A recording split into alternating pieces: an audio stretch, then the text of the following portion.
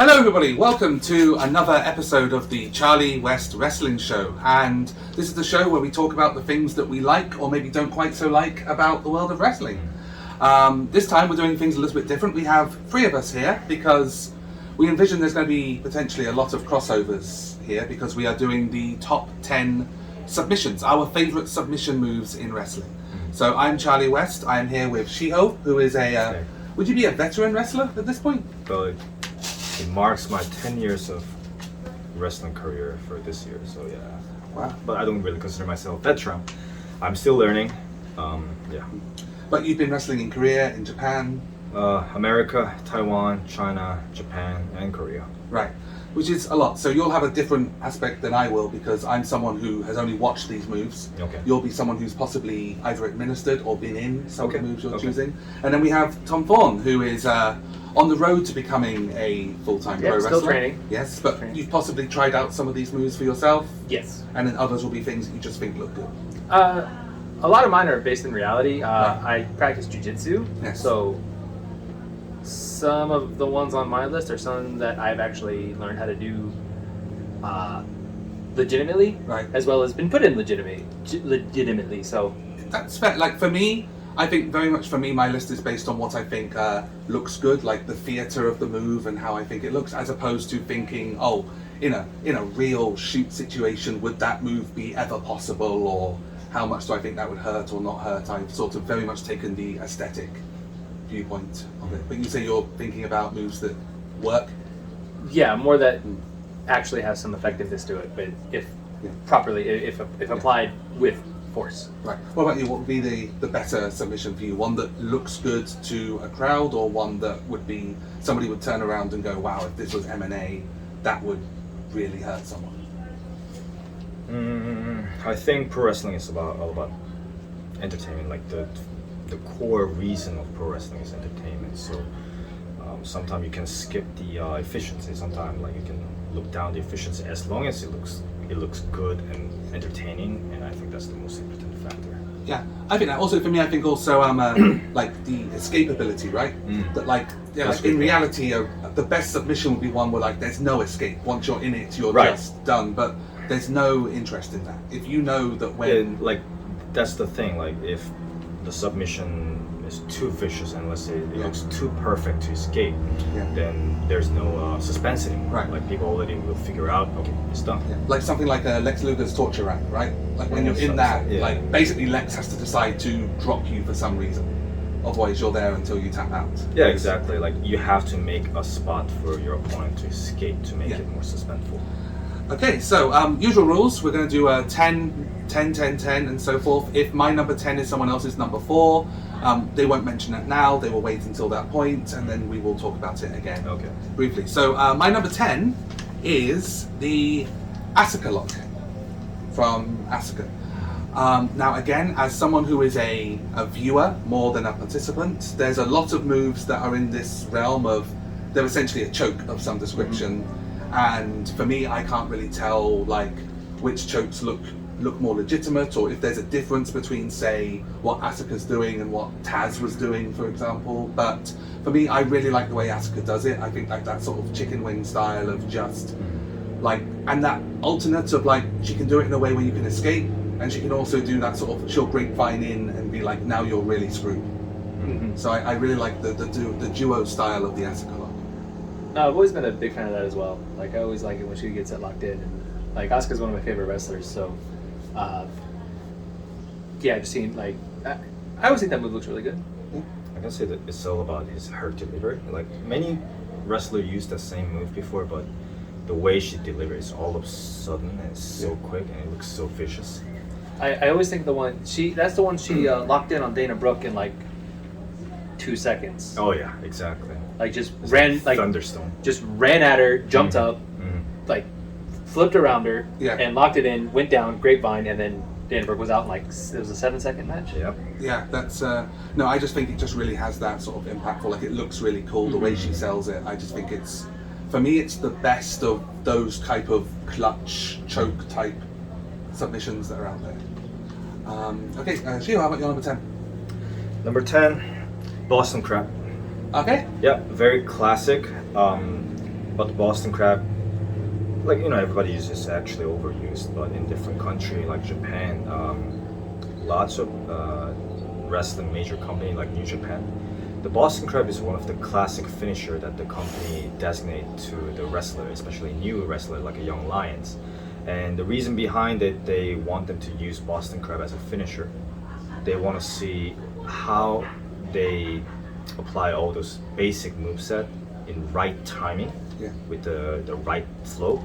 So even you can make a great match with only limited basic moveset. If you can deliver it right, then it can look like a legit finishing move. So Boston Crab is one of the important move for wrestler to figure out like how good he is, even his career is very short.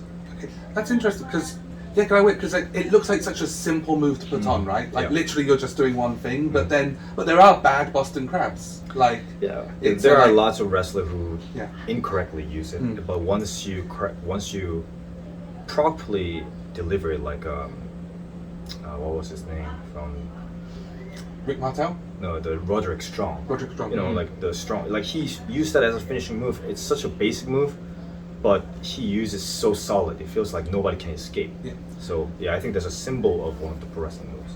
And it can also be really legit too. I saw a UFC fight, or not a UFC fight, but an MMA fight where someone finished someone off and they got them to tap in a Boston Crab. Exactly. Yeah, I mean your back's not supposed to bend that way, right? Yeah. Like very, very simple. If your back is making a C shape, it's not going to be pleasant. Yeah. Right. Yes. Tom, your number 10. My number 10 is the figure 4. Uh-huh. Yeah, the figure 4, just because Ric Flair made that move just look like the most deadliest leg lock you could possibly put someone in. I can see that. It's especially with Flair's like a figure 4. It's he's a showman. Like before he locks it in, he makes it look like an event that he's about to lock that sucker in. Yes, there definitely is a sense of like it has that style of how it goes in, like the escapability, like I don't know, like the rolling over to reverse the pressure. Is that? Yeah, that gives an interesting aspect as entertainment. And also, what would you include Charlotte Flair's figure 8? I would consider that because it's basically a figure 4, but the figure 8 has the bridge element to it. But I was watching some MMA guys who actually like test these holds to see how legitimate they are, and they looked in the figure 4 and it was like, yeah, if you actually like apply the pressure to it, it's legitimate. It actually hurts. Yeah, it's. I mean, again, there's the leg is moving in like the leg is almost into a Z, isn't it? With that, if you're. If you deliver it properly, it can be deadly. It can be hurt.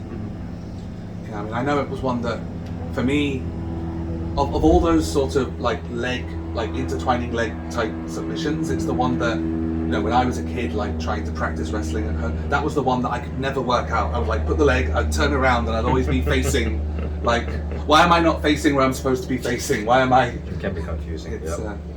But no, I think it's a classic move, right? Classic. Yes. Okay, I feel it'd be a shame to not have it in my top 10 somewhere. Yeah. So my number 9 is. This is one of my two maybe quirky entrances in this list, in that it's not that I think it's a particularly great looking move or a particularly like devastating move. I don't think anyone's ever tapped out to it. But when I grew up watching wrestling, it was one of the big 1990s fun spots that heels would do, where like they would grab a guy, usually a jobber, and they would do the abdominal stretch. Oh yeah. And then they have the whole thing where they put them to stretch, and then they would grab the rope for extra leverage, and then the referee would see it. And like for whatever reason, I could watch that spot over and over and over again. I just loved that thing. Like I don't think anyone ever tapped out to an abdominal stretch. Yeah. But it was just this really fun thing that the heels would always do, like just this one cheat. It's a good move because like it's not considered a devastating move or a finisher, but it shows the giver's face, and also it shows the victim's face very clearly, so it's easier to appeal to the crowds that like, hey, I'm trying to hold this submission, I'm gonna try to escape, I'm gonna try to counter it. So in that entertainment wise, great moves. That's 9? It. Yeah. Okay. Number 9. Again, figure for leg lock. It's the same thing, but so I'll make it quick. Lots of great spot for its victim to counter, entertainment wise. Like while figure for leg lock, you fold it one, and there are so many different ways to escape that move. That's why if it's MMA, like that's a terrible move because there are so many empty spots that you can get countered. Well, if the turnover is a legitimate counter, but then like it can be countered in turnover, or while you try to hook up one leg, the opponent can, like the victim can kick Ric Flair's ass, or it can be transitioned into the roll-up swing package. So the people don't know how the situation will be developed. So for leg lock, so once that move started, then people can expect many different ways to develop. So in that sense, that makes match more interesting. So in that sense, I think figure for leg lock is number 9. Absolutely. And what do you think of the figure 8? So that's the thing. Like figure 8, it's too perfect, and once she started making the bridge, now there's no way logically, no way to make an escape. Right. So I think every time once she gets that bridge in, it's always an auto tap. I think it's a pretty quick, because Asuka's tapped to it a bunch of times. I think Becky's tapped to it once or twice. I mean, in the sense, it just have two different purposes. Figure for leg lock, it serves as to make match more interesting and unexpected. Right. And figure for A lock, it tried to raise the strengths of the move. Right. So I think it has just two different purposes. Okay. My number 9 is the stretch muffler. Okay. That's the one where usually a bigger guy. I think Big E was the most recent wrestler to do it on TV. Basically, guy's laying on the ground. You grab his leg, wrap it around your head, and then stand up. Okay. And stretch him out, hanging him by their legs. Is that similar to the Brock lock? That is the Brock. Exactly. It's the same move. It's the same move. It's just the Brock lock changed to a different move. Right. And that's what they started calling it. But the stretch muffler, as far as I know, has always been called the stretch muffler. Right. And it's just one of those moves that usually only a big guy can do it. Yeah. Just because you're actually having to lift up another person, and presentation-wise, I just think it looks great. Yeah. You have the big guy standing there just holding this guy's leg around his neck. The other guy's upside down, just screaming in pain, and I just think it's a really fun-looking move. So, have you ever tried to do that one? I've never done it. Have you been in it? I took it a lot. Right. Yeah, and it hurts a lot. I can imagine that would be what, on the leg or on the back? Essentially, I think on the legs, like I think it's on the legs, because the leg is wrapped around the head, and then it's kind of twerking with the back of your neck. It's twerking your knee. Yeah, in Korea, one of the favorite user of that move was Gustav. Okay. And I was his favorite victim, and he liked to put him like a stretch muffler, and he loved swinging me around, and that was even worse. So that's he's a huge guy. It's good to improve my flexibility, but it hurts. It definitely hurts. Excellent. Okay, number 8. So my number 8 is it's my other sort of quirky one, because it's a move that causes pain and somebody could potentially tap out to, but the way it's done, I think technically you can never have it be a tap out, because it would always be an illegal submission, which is the Tarantula. I love it. Because I think it counts as a submission move, even if you can't actually get a submission victory from it. Right. It utilizes the ropes to actually do it. But just that thing, like whenever he did that move, like it was almost like gravity defying, seeing this guy just like between the ropes, like no one's touching the ground, and just also it looked horrific. Right, and having the 5 count meant you didn't have that problem of how do you escape it, because it's only going to be in it for 4 seconds. Right. Actually, I wasn't going to put Tarantula on my number 8, but now I have to for another explanation. So Tarantula, number 8, agree to. First of all, it exactly reflects his gimmick. Yeah. As a Japanese boss, a Japanese spider. So the name Tarantula perfectly fit the way it looks like. So in that sense, like pro wrestling entertainment wise, that's a perfect move. And then most of all, after he uses his move, it transitions organically into his boss kick. Right. So all of his Tajiri's tactic in his game plan, he does all of his moves has a purpose of making someone kneel down. So later he can give that buzzsaw kick at the last. So everything he does do makes sense, and the Tarantula is a perfect example. Because after that, there's lots of pain on your whole body, especially your legs. So no matter how big you are, you have to kneel down in front of Tajiri. So that's Tajiri. That's how Tajiri work on the bigger guys, and that's perfect move. That classic cutting down the big guy. Yeah, love it. So that's your number 8 as well? Yep. Okay. My number 8, this is a move that's gone by many different names. I'm just pulling the most famous one to me, and that's the Game Over or Accolade. Okay, which is the camel clutch essentially. It's essentially a camel clutch. Yeah. And I'm Rusev / Miro. I like his version of it the best, just because he always adds that little flair of stomping on the back. Yes. Beforehand. And it makes a good bounce. Makes a good bounce, and they bounce up, and then that's when he comes in and grabs them, and then locks it in, and spots it down. Yep. Yeah. And just something about me, because he's really good about always having it right on the hard cam, and it's just a good move where you can see both faces, you have it locked in, and legitimately, that doesn't feel good. And it really emphasizes like muscle, like his arm muscle. Yeah. Oh, and his legs. Yeah. Russo's got. So who's the Game Over? Miro. Oh, Miro. He changed the name. Yeah. In WWE it was the Accolade, and in AEW now he does Twitch. So now it's Twitch, so he calls it the Game Over. Right. Okay. So just change the name, but same. Okay.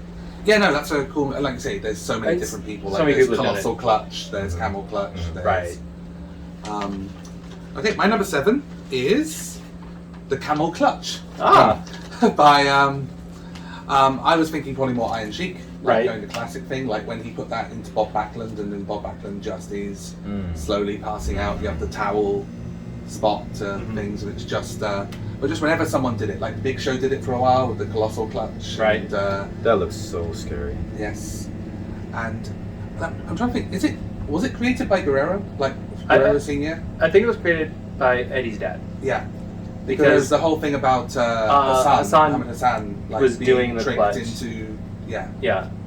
like being tricked into asking Chavo to stop doing it when it was his dad's move. It was, but yeah, no, I love those moves. Like, and for whatever reason, they always seem to be able to fashion a way that like people can sort of crawl their way, even though their arms, like there's a sort of. They'll do the thing where it's like they lean forward and then they get one arm out off the leg, and it's kind of on the giver to like get back around and grab it and try to get it back on. Yeah. Which kind of releases the pressure of the. It kind of an art where it's like, I'm free. No, you're not. Oh no, now you're free because you're loosening the grip. Okay, Shiho, number 7. The Dragon Sleeper. Ooh. So the reason behind, I don't really like the technical part of it. I'm not really interested in it. But the way Undertaker used it during his heel turn in 2003, that was one of the first submission move he used against the Jim Ross and or Arn Anderson. And as a kid fan, as a child at the time, I was a big fan of Undertaker, and that was the first time that I'm seeing Undertaker going heel turn after the invasion angle. So like for me, like he was my big boss. He was my like big daddy. Like I loved him. I idolized him. And suddenly he choking out everybody with his Dragon Sleeper, and all the victim like selling it so realistically. So it gave me a new aspect. Like, wait, this is not entertaining. This is like disturbing, scary. Right. So that still really impresses me. It gave me a good lesson as a wrestler. It's a simple move, but the way you deliver it and the way how victims sell it, it can look very disturbingly scary. It can cause different type of emotion. So that's why I love it. Yeah, no, because it looks painful even if the choke isn't happening, right? Like just everything else. Because there's a knee in the back or knee in the shoulder or. No, Dragon Sleeper is like you're giving your wrap up the face of the victim and choking the neck. Yeah. But they're sort of like bent back as well, right? It's it's a really cool looking sleeper. It's I think I've seen some of the Japanese wrestlers. Yeah, lots of people use it still. Yeah, the Dragon Sleeper. It's a solid move. It's easy to deliver, and it can be done really in good. many different situations.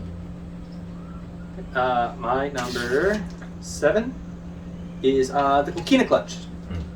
Samoa Joe. Yes, Mojo. Yes, Good one. that was when I was talking about the Asuka lock. That was the one I was trying not to mention because I thought it would come up and be like, to me, they're clearly different, but they also feel the same. They kind of have similar setup, getting from behind, getting one hand around the neck, and then locking it in. And for the same reason we've talked about the Asuka lock, because it is kind of a similar position, it has that ability to be, it has an escape options. Like there's different options you can do for the escape. So for the entertainment value, you can get, people can get out of it. And then if you want to make it look more dominating, that's when Joe pops up and grapevines, and then it's like, okay, well now it's done.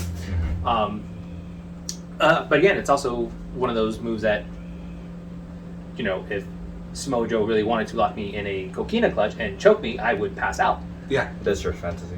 Right. I mean, everyone has their own. With my wife, I have.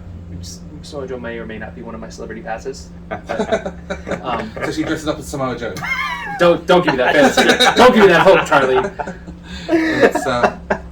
Yeah, because obviously that move also has the other version of the submission hold of when people will do the passing out spot as well. Like I'm not going to give up. I'm not going to give up. Now I'm dead. Right. It's so when you have things like the Asuka lock, the Kokina clutch, like is the sort of like rear choke style submission would be the easiest one to like create your own take on the move? Like if you want to be like, I want to make my choke, not someone else's choke, is it easy to create variants like this, or? Well, choke is just one of the most representative submission move that is quick and lethal. Yeah. So I think many wrestlers want to use it to make a good impression about it. Yeah. Okay. That was your number 7, right? Yes. Now my number 6, which is the Educator. Wow. Yes. Cool. Which I really like when Edge, like when he first had his first big singles run and he was doing the Educator and the Execution. Execution and Educator. Like they were just some really cool moves, and like the Educator, like the sort of like, would you call it like a sharpshooter variant, or would it be? It's sort of like you lock it up with the sharpshooter style, but you're facing the same way as and you turn it like not completely. So it is quite a unique submission. But I really like that. I wish he would use it more now. I just think it's a really cool looking. Like I like all of those crossing the legs and intertwining legs, because it has that thing of like someone can crawl to. Right. But it also viscerally easily looks like that doesn't look fun. Yeah. Like being in that doesn't look like it's a fun time. It looks wicked. Yes. Because it doesn't look clean. It looks kind of like messy in terms of delivery. Like it looks very complicated. It looks like someone has like taken a Walls of Jericho and a sharpshooter and sort of... and the way the victim plays it looks like he's twisted in a way that the human body is supposed not to be twisted. Yeah. So in that sense, I think that's a great submission. Okay, so you're number 6. Number 6, headlock. Okay. So yeah. So you consider that a submission? Submission. Yeah, it is submission. Like you can in real life, it can legit make people can tap out. It works on the neck and the head part. So, it's basic move. Many people overlook it, but escapability, great. And you can measure the wrestler's actual skill only with the headlock. Right. When you go to dojo, you can see, okay, that's a green wrestler. Okay, that's like he's a sloppy wrestler by seeing his headlock or the way he run the ropes. So if he give me the headlock that looks like there are so many space for people to escape, sloppy wrestler. Right. Like such a good wrestler, even from the first chain wrestling, delivering very tight and solid headlock. Right. It can already make people get immersed to the match. So in that sense, I love headlock. That's good. I remember actually that was what Hulk Hogan, he dropped an interviewer with a headlock, right? When an interview, I think there was an interview where someone just kept pushing the whole it's fake. That was Robert fake. Meltzer. He was on Law and Order SVU, and it was actually I think it was actually a guillotine. It was a guillotine, right? Guillotine choke. Right, because the guy just drops like a brick, like in seconds. But you're supposed to have a short, small match only with the headlock. There are so many things you can express. There are so many things you can deliver the story only through the headlock. One of my favorite headlock user was Hulk Hogan, actually. Right. Hulk Hogan, The Rock, WrestleMania 2002. I guess it was 18. the way he gave the headlock to the Rock, and the way Rock sells his face, it looks so painful. It was such a basic move. Yeah. But whenever Hulk Hogan did it, it looked so painful. It made me feel like, oh wow, he doesn't do any fancy move. No. He's fucking strong guy. Definitely. I remember there was a Paul Heyman interview where they talked about like how would you put over a certain move, and he said like and he used the headlock. He said take any move, take the headlock, and you decide Mark Henry is going to have the headlock as a finisher. It's first you ban everyone in WWE from doing headlocks for like 3 months. You're like no more headlocks, anybody, and then you have a match where Mark Henry basically just puts a guy, and the guy just dies in the ring, and it's like immediately you have made the headlock one of the most devastating moves in wrestling. Yeah, with right wrestler, with right delivery, anything can be the finisher. Yeah. Okay. My number 6. Yes. Is the Cobra Clutch. Okay. Sergeant Slaughter, Cobra Clutch. Yes, which is the one. Yeah.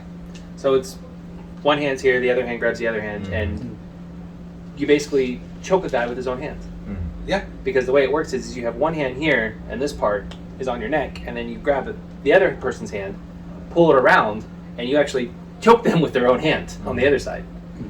That was a cool move when Slaughter did that. Slaughter always did it really well. I actually really like, I know it's not a submission in this way, but like the clutch that Jinder does, where he puts them in the Cobra Clutch and then turns it into a slam. I think that's a really, that's a cool... I mean, because I think that was Sergeant Slaughter's like main finisher for most of his run, was he would lock people in the Cobra Clutch and they would tap out. Yeah. Yeah, because he was mostly a face, wasn't he? So therefore he could... The time, he was a face until the Gulf War, and then we don't talk about that Gulf War run. But yeah, I always thought it was a good-looking move. It always looked good, and it was made famous by Sergeant Slaughter, who wasn't my favorite, who was not my favorite wrestler, but I always thought he executed that move very well. But sometimes there are people that like, I don't like this wrestler, but this move is fantastic. Oh, yeah. Or I love this wrestler, but I wish they wouldn't do this move. I have that with the People's Elbow. I wish the People's Elbow would not be a finisher.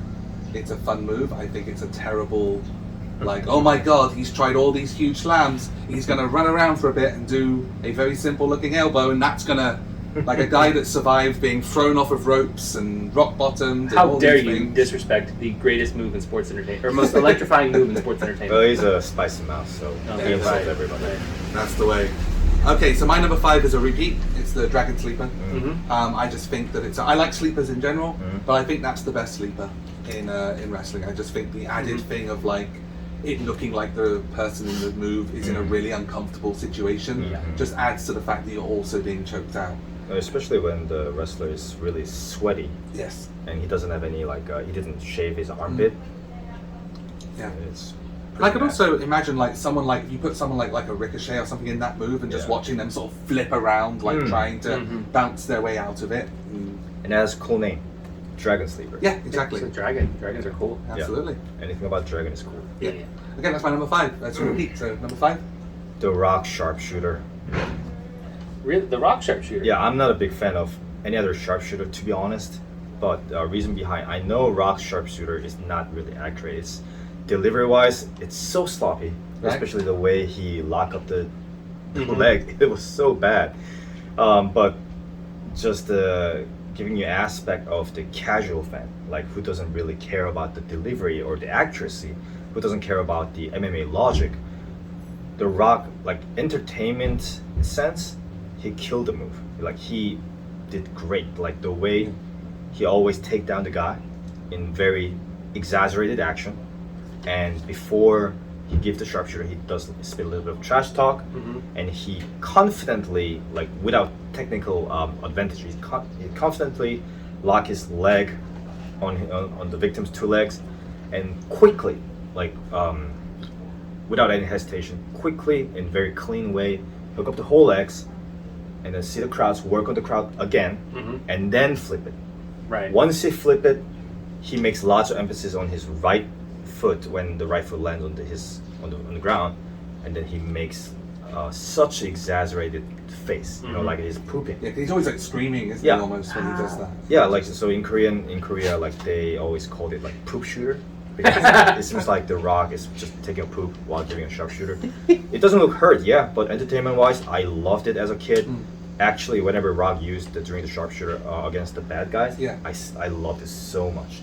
So Number 5. Yeah. Yeah, no, but I mean, I think that's the thing for me with like wrestling is that like, because you know, when I get into or people want to argue about like, oh, like UFC because you know UFC is all real. It's like the thing that I can't get into with UFC is that like in UFC when you're locked into submission, the match is over. Yeah. Like it's immediately over because it's gonna hurt too much to try and get out. Like in WWE or any form of wrestling, like when a submission is locked in, the next 2 or 3 minutes could be just the fight of is this person going to get out? Are they going to reach the ropes? Creates is the guy going to pull him off? Like the sharpshooter is a classic one for that, where the guy will reach the ropes and the guy will be like, nah, I'm just walking back into the middle of the ring and we're starting this. Exactly. And just that drama that you can create with a submission move is something that shoot fighting will never have. Right? Just that idea of like, oh, it's just over.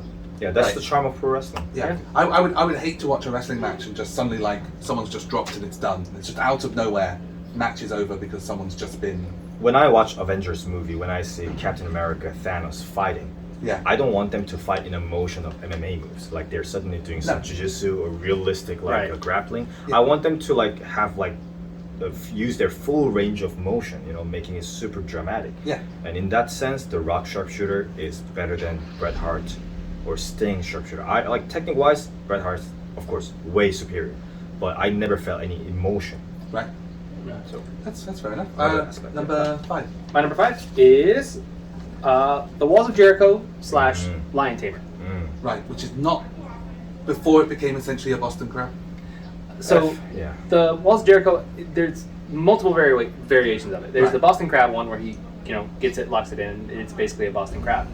But sometimes when he's feeling like when he's doing the Painmaker gimmick, that's when he doesn't do the Lion Tamer very often, but when he does the Lion Tamer, that's where he gets the knee, like gets the Boston Crab, but leans them back far enough to where he puts his knee on like the back of their head or on their neck, and then really cranks it. So I just always think that it's just like Jericho's a showman. He's one of the best showmen in the game, and I think that just him making a Boston Crab one of the most devastating moves in sports entertainment is just. No, when he puts it makes it feel like a big deal, like, especially like when he grabs the legs, gets him up, you're like, ah, is he gonna get it? And then he does this. He doesn't do a fast turn. You know, it doesn't matter who it is. There's always suspense. They build the drama before the turn. Sometimes he's right there. It's right there. If it's like a strong opponent, the legs, he'll flip it. Yep, that's his favorite bump. He does that all the time. Yeah, it's a really cool move. Like especially when he's got like the knee on the face. Yeah. So forth. It's okay. So my number 4 is. For me, when I wrote this down first, I had it because of a wrestler that I loved, because I loved the fact of this guy used to do a spot where basically his entire spot on the card was like, let me put you in my submission move and you try to get out of it.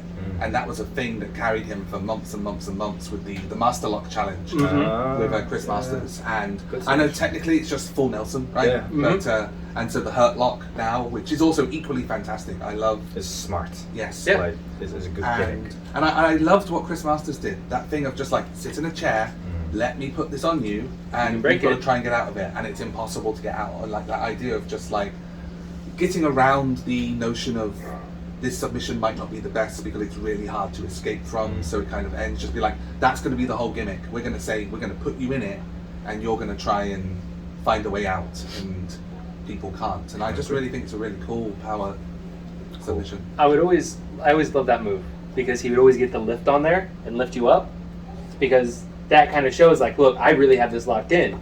Because like when I did like wrestling, got Greco-Roman wrestling in high school, the first of all, full Nelsons are illegal. You can't even do a full Nelson. You can only do a half Nelson. But they tell you if you're ever locked into a full Nelson, all you do is relax your arms and sit down, and that gets you out of it. And the way he locked it in and then lifted up is like, okay, even for the people who look for the legit shit, I'm lifting you up. You can drop down really easily, but you're not, because I got this locked in really hard, like really, really tight. It's and I think it's one of the best like big men submissions. I agree. Like simple, symbolic, easy to understand, and can escape. My number 4, Alberto Del Rio, Armbreaker. Right. Like spinning armbar. First of all, like I haven't seen like such an MMA style finisher in WWE for a long time, so it was shocking. And that was when I started watching WWE again, and this like tall, handsome, the Mexican wrestler trying to break arms of everybody. I had a a similar shock when I saw the Dragon Sleeper for the first time. Like, you know, usually WWE, they use lots of exaggerated, more like fantasy-like submission, and suddenly when I watch such a submission move, I feel a little bit of a uncanny disturbance.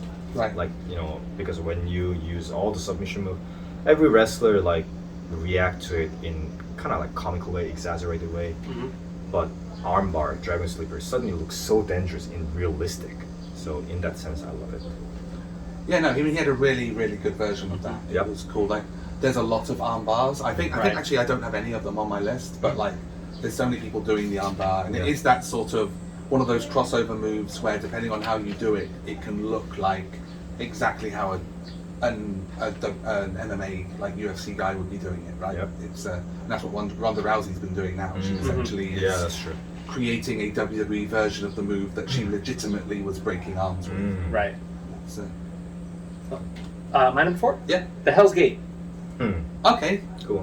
Basically a triangle choke. Yes. But yeah, just I really loved it because Undertaker, when he started doing it, it came out of nowhere.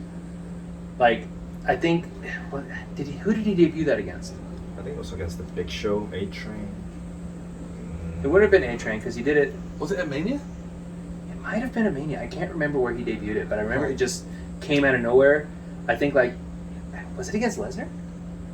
No.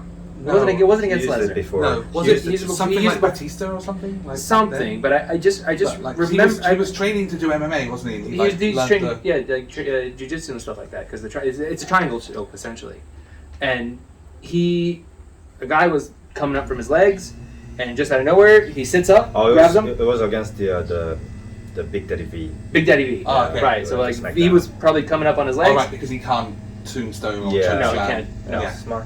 But it just came out of nowhere. Just like he reached up, grabbed his arm, grabbed his leg, got the legs wrapped around, and then triangle choke. And it's like, oh, that's Undertaker, very big man doing a triangle choke. That's pretty cool. So quick, so accurate. It's for me the one minor issue I always have with that move was that it always, whether correctly or incorrectly, it always felt like he was pinning himself when doing it. That's one of the things about jiu-jitsu is like everything's done from your back. Yeah. Sometimes it looks so sloppy too. Yeah. So like when there's times where it's like the shoulders are down, why is no one Pinning, yeah. Yeah. Well, that's And wrestling for Well, you. see, that's why he's doing it wrong. Like you're supposed Yes. to, when you're doing jiu-jitsu, you're supposed to be leaning up like this when you lock Yeah. it in. But that's one of my pet peeves But- in wrestling forever. Is like when I see someone doing something where they're on their back and the referee isn't counting, and it's like, even if it's just to make the wrestler be like, "Hey, get off your damn back," and like, Well, my favorite visual of that, it was at one of the WrestleManias, and this was against Brock Lesnar. He's got the Hell's Gate locked in. He's got the hands behind the head, and with the triangle, your hands out like this, and he's screaming. He's got Brock Lesnar locked in it, and then Brock Lesnar just puts his hand up and just middle finger and then middle pass finger out. right to his face. Yeah. I don't think he I think it was a middle finger followed by pass out. pass wasn't it? out, something Yeah. like that. Yeah, no, it's a cool looking spot. Like I said, Yeah. I just have that one thing of the why are you pinning yourself? Why are you pinning yourself? Yes. So my number 3 is my second one on here, which I think is made famous by a female wrestler. And when I saw this for the first time, I'd never seen it before. Like I just was like, wow, like is that brand new or does it exist before? And it was on NXT when Rhea Ripley came to NXT and she was doing a match, and then she just literally picks up this woman and essentially makes a figure 4 with her arms. And it's the prism lock. It's actually a reverse cloverleaf. Right. Yeah. Oh, that was pretty cool. And I think especially because female wrestlers are generally much lighter, so it means that she's pretty much able to just like hoist them into the air if she wants, really and it just looks brutal. Yeah. It's loved it. Fit her gimmick a lot. Mm-hmm. Yeah. And I just think that way of sort of basically turning using your arms to do a figure 4. Yeah. But also the thing of like you can sort of again you have the thing of like you can crawl on your arms to the crawl to it and has looks so dominant too. Yeah. Like for a cameraman, it's so easy for cameramen to make it look so dominant. Yeah. Yeah. I think it's just a great, I agree. devastating looking. Number 3, single Boston Crab. Okay. Done by Landstorm, especially when he countered. If you guys ever saw it, like when the opponent countered Landstorm like just lay down flat, hook the guy's legs and do back turn, like back rolling, and flipping the guy down, and then while he's rolling back, perfectly transition into the single Boston Crab. Beautiful, aesthetic, Right. technical. So, Okay, so Tom, you're number 3. My number 3, one that we already talked about, the sharpshooter. Aha! The Rock sharpshooter, the best of all the sharpshooters. no, Shiho sharpshooters. The Shiho shooter. The OG of the sharpshooter, Stu Hart. No, wait, did Stu Hart actually originate that? The Shoshiriki, it was the sharpshooter, the original one, the Scorpion Lock. That's the original name. Ah, Okay. I did not know that. I learned something new today. But yeah, just the sharpshooter. I think it's a classic move. It's great. I mean, of course, Bret Hart was actually I like Sting's. You like Stings? It's the sharpshooter is the move, but the Scorpion Deathlock is what Sting called it. Yes. But Because it was essentially the same, wasn't it? it's Yeah. basically is real similar. But I was really big in the Sting, and it was just Sting's move. I liked it. I liked the way he did it, and usually when he hit it, that was the end of the match. Yeah, which is, but no, I loved it. I loved the way that, what I loved about with Bret doing it was how he could, counter it. When Owen would put him in the sharpshooter, he would somehow be able to turn it a and counter it. sharpshooter into a sharpshooter. Yeah, and no I doubt. have no idea how he did that. Bret Hart sharpshooter, the best, no doubt. Yes. Technical wise. Okay, so my number 2, I think we might be about to talk about this submission a lot because no one's mentioned it yet, and I'd be very surprised if it's not on either of your top 10s, so I imagine this might be one of your number 2s or 1s. The ankle lock. So typical of you. Yeah. Yeah. It's a cool move. It's I must admit you're gonna say that. Yeah. Well, I mean, I It speak the hurts. truth. It's it looks cool. Again, you've got the standard version, the grapevine version. I will say that for a while I assumed it was just called the angle lock because because it was Kurt Angle. I was like, oh no, it's the angle lock. The what? The angle lock? Yeah, because it's Kurt Angle, right? Well, He's putting the foot at an angle. Every Korean fan got confused. Is it angle lock or ankle lock? Yeah. Everybody got confused anyway too. So we had angle slam, so Yeah. angle lock. It's It makes sense. I agree with that. Yeah. For a while there, I thought it's like, are they saying angle or ankle? yeah, and I think it's cool. I think it's cool when I thought Jack Swagger also did a good ankle lock, regardless of how lacking he was in some other parts. Right. I think Asuka does a good ankle lock. Yes. And Ronda as well. I like that part of how she took that from her debut and used it as part of her repertoire. I just think it's a really, really good match move. It's so simple, yet everyone has twisted their ankle at some point in their face. They know what happens when the ankle goes the wrong way. True. Freaking hurts. Yes. It happens. And it can be escaped in so many different ways. It can be delivered in so many different ways. So perfect submission. I agree. Okay. Number 2. Number 2. The Banks statement. Sasha Banks. Okay. Smart transition from the backstabber, Mm. and flip the victim, and just transition into submission. Looks simple but devastating, and it fits the character, her obnoxious character. So yeah, I like it. Yeah, no, it's a Simple. really cool. Yeah. It was close for me. I was close to picking that one. I do think it's a really strong looking, all of those sort of. Would it be a variant of STF or crossface variant? Would Yeah, that but be- what makes Yeah. it so notable is it get transitioned from one of the move, one of the striking move into the submission. That's quite rare. Yeah, And it's always so fluid the way she does it, because she'll hit the backstabber and then instantly, without losing grip, just rotate it over and lock it into the bank statement. Yeah. So as long as And especially the bank statement, which is a move that really cranks the back. It's like, oh, let me hit your back, and then let me crank your back. psychology-wise, it makes sense because she works on the back first, and then he works on another back move. So it gives nuance for every fans that for Sasha Banks, as soon as she goes back of the opponent, it can be dangerous. yeah. So in order to give that nuance. No, it's a really cool move. It's Dog one of the best. Yeah, dog female- just got pooped, and he ran away. Motherfucker. Little shit. Yeah. This Okay. dog's egg. Oh, there it is. All right, right in front of me.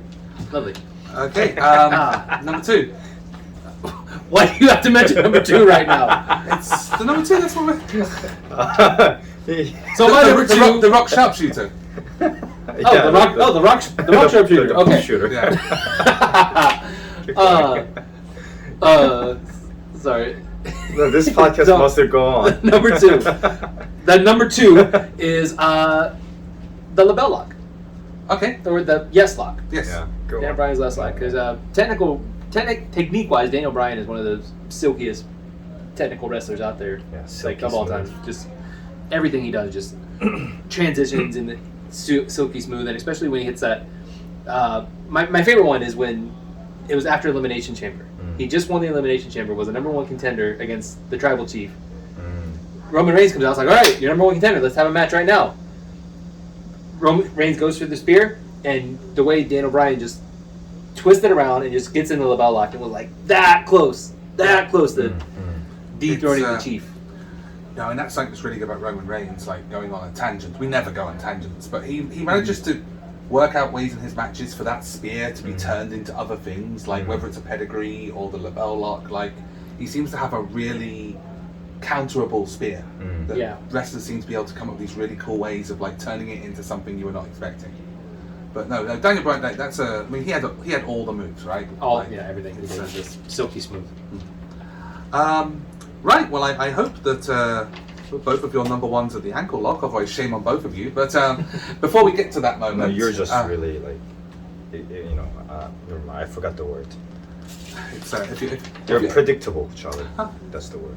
No, I'm so predictable. I just picked the best moves. Yeah. But we have some honorable mentions. Okay. So I'm going to very quickly go through my 3. So my 3 honorable mentions have all been mentioned before in different ways. The figure 4. Yes. Again, because I'm a WWF, WWE guy, I was much more in like what the wrestlers of the 90s there were doing, much more than Ric Flair. Like when Ric Flair wasn't in WWF, there weren't figure 4 leg locks in WWF until the 2000s, really. Boston Crab, which I grew up watching Rick Martel do that, and it just looked so dangerous and simple, right? And then just the general sleeper. Just the sleeper hold, like just the standard classic sleeper hold, like Dolph Ziggler does it fantastically. Roddy Piper back in the day, like just that thing of like. Oh yeah, I forgot his finisher was a sleeper hold. Yeah. And like especially like I love when Dolph, even though Roddy is the classic one, I love when Dolph Ziggler does it on a big guy, because he just feels like this rabid, like feral animal just trying to be like, I know I need to hold on to this neck for dear life because either one of 2 things is about to happen. I'm going to choke this guy out or he's going to kill me in a few minutes time. So I just need to hold on and choke this guy out. So I just love those moves. Got it. Do you have any honorable mentions? Brock Lesnar, Kimura lock. Right. Well, using that move, while he was using that move for a while, everybody's focus, every fan's interest was like, wait, did he just break Shawn Michaels' arm? So after that moment, like now there are so many tension whenever he gives the Kimura lock. As soon as he does it, like now fans are curious about, oh my god, that is so close to tap out. He will break someone's arm. Because he already, made the context so much. So in that sense, very clever move. And it also emphasized his MMA career. Yeah. Was it his MMA move as well? Like, well, it's just a move in MMA. If you can MMA moves. Right. And another one is sleeper hold. Very technical and very efficient and easy to deliver. And you saw in the pop roll how the Shiho, the great wrestler, put sleeper hold on the K-Jax. Yeah. And see how efficient that was. Like, oh yeah, absolutely. I totally put that beast into sleep. Yeah. That's what happened. It definitely did. I mean, it was so impressive that I actually was put to sleep as well. Yeah, to exactly. the fact that I dreamed K-Jax winning that match. Yeah, exactly. While I was in clearly an unconscious state from the effect of it was just exactly. Yeah, that was your stupid dream. Exactly, because there's no way that, I mean, look at you. You're built like a Greek nymph. It's like who could ever stand up to the power of Shiho? But anyhow, sleeper, and was there one more? So that's it. No, I want to put some submission on you right now. One submission later. So, full disclosure, we've been filming this episode in the middle of Korean summer, and it has kind of overheated the camera a couple of times. So we've already recorded our number 1 already, and now we're recording it a second time. So, yeah, we're going to go through this a little bit. So we're skipping my honorable mentions. Yes. Because I think we lost it on the last one. So yeah. It's don't get it. My honorable mentions were the ankle lock. Sorry, we have to put in the but ankle lock, bank statement, and prism trap. yes. So So most moves we talked about already. yeah. So we're just trying to get this done before the camera catches fire in Racing the against heat the clock of here. the blazing sun. So my number one is something which was probably quite obvious at this point because you both mentioned the sharpshooter. Mine is the sharpshooter, especially Bret Hart, who was so fantastic at it when I was growing up. That was the dominant submission move of the 90s when I was watching WWF. Also Cesaro, the way he turned the giant swing into transitioned it into a sharpshooter was also fantastic. So mine was the sharpshooter. Mine was none other than Muta Lock, innovative, sexy, aesthetic. It shows how beautiful pro wrestling can look like. You lock up the legs and you make people wonder what's going to happen next, and you make such a beautiful bridge, like attracting everybody, like beautiful rainbow of badass and Rainbow of pain. Rainbow of pain. I name whatever I want. Thank Trademark. Rainbow of pain. And then you choke the guy's neck. Very efficient, beautiful, like Shiho. Called it the Bifrost. Ooh. That's actually not pretty bad. It's pretty good. I have a better idea. How about calling it Bifrost? Oh, that's a better idea. Yeah, right. It's great. Okay. Anyways, my number one is the Kimura lock, done by Brock Lesnar. Uh-huh. And again, I feel like I'm rehashing what I said earlier with the last footage. So again, when I think of the Kimura lock, I think of that Royal Rumble match with Finn Balor, where Finn Balor. Got it the first time as well. I always forget it. Finn Balor comes off the top ropes, hits the coup de grace. You think, oh, is this going to be Finn Balor, reclaiming the Universal Championship he never lost? And only for Brock to turn into the world's biggest, meanest, reddest tomato and throw that lock on Finn Balor for the win. And it's just one of those moves that it can really come out of nowhere. It's quick, it's fast, and it looks devastating, and if you hit it properly, it is devastating. Well, it looks like a move that doesn't seem possible to do as a wrestling move, right? It looks like a move that should be in UFC because it looks like you're only ever going to legitimately be hurting the person when you're doing it, but that seems to not be the case. Absolutely. So it's a really cool move in that respect. Yeah. So those are our top 10. Obviously, there's the wacky world of New Japan that we didn't really go into a lot. Right. Mexican pro wrestling, I'm sure they do a lot of things that involve a flip followed by a submission. So there's a lot that we may have missed. Feel free to let us know. As always, feel free to explain why my list is objectively better than the other lists available to I totally respect your opinion, and I think your list was the best. But to be honest, like the worst and the best submission ever in this world that you cannot escape and that inflicts such a pain to the victim is Charlie West's podcast, because his podcast is so shitty, so painful, and it was such pain for me and torturing for an hour to sit here and talk about all this boring subject, and I couldn't escape because if I try to get out of it, Charlie will be such a passive-aggressive bitch. So I think Charlie's wrestling podcast is the most painful submission in the pro wrestling world. Thank you. Why do you have to Final words have never been spoken. Bring a wrestler on, like try and push. You can be a great wrestler, like try and bring a wrestler on. Try and do something. Talk about PWS. Talk about Pro Wrestling Society in Korea. They said try to build up Korean wrestling. And oh yeah, we are all about unity. We are all about like teamwork. But I just have to say it. You go to the ring, you face the Brock Lesnar. You tell them, you ask him to be in your podcast, he will tap out right away. Very efficient. Sad now. Yeah, I'm sad too. Okay, I'm great. I'm thinking about the Rainbow of Pain. The Bifrost. Yeah. Yes. Fine. Then. Shiho's a great name for that. Thank you. How can I say I'm full of ideas? I'm full of something. Anyhow. That's been our show. Thank you as always for watching. Feel free to like, comment, subscribe, ring the bell. One of those fingers is probably correct. Oh, that's so cheesy. It's correct. One of them is correct. So 1 out of 4 ain't bad. It's a Meatloaf song. Okay. And we'll see you next time. Thank you very much for watching. Goodbye. You think you're really tough, huh? You think you're tough? Oh! You think you're tough?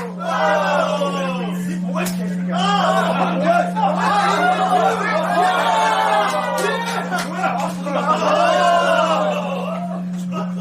넌 재벌이야? 뭐냐고? 뭐야? 다 덤벼 개새끼들아! 가자!